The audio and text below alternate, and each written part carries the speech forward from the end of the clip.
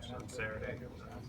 The good and bad areas that need to improve this weekend. Yeah, it was good to see our guys, and I felt good with the way we played, and then also there was a lot of room to improve. For me, there was a lot of throws I could have done better, and just for the whole offense, that first and second down, if we can do a little bit better, that'll help us out. Hey, Doug. Do you watch it? Go ahead. We're talking about converting third and longs.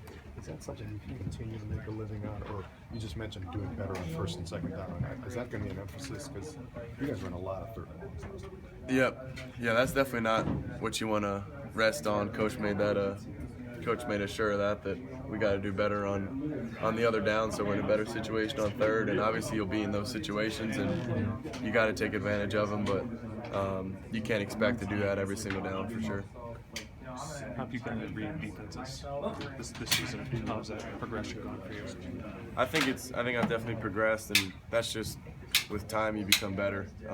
Seeing more film, seeing more defenses, practice and playing, it kind of develops as you go on. And this is probably a question better for Paul, but what did you see of why the run game did not get the big chunks of yards that you guys were probably hoping to get yourself in those better third down situations? And what can you do differently as a quarterback when you see things that maybe don't really jive with the play that's been called? Mm-hmm. What can you do differently?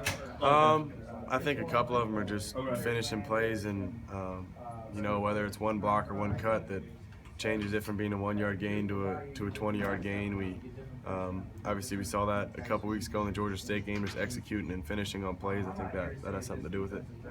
How much you pre-snap, in terms of looking at the defense and reading the defense, how much of it is pre-snap and how much of it is actually in the play?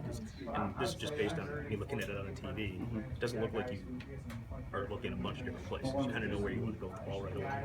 I think that's a good thing about our offense is it's a progression-based system, and the coverages are gonna tell you where to go with the ball. But if you have a good idea about what they're running and you can confirm that within your first step of your drop, it's gonna help out to get the ball out quicker. Would you say that that's what has happened the last 6 quarters? I think so. It helps out a little bit with all the work we do in the film room and expecting certain looks and getting those looks. It helps out to make you have clean reads. All right, one time for one more for Alex. Do you guys get audible very much? We have a few times where we'll check at the line, or if we see a certain look, we'll get into a certain play, but it's not overwhelming. Did you do it many times on Saturday? If you could put a number on it? Put a number, it might have been twice. It wasn't too much.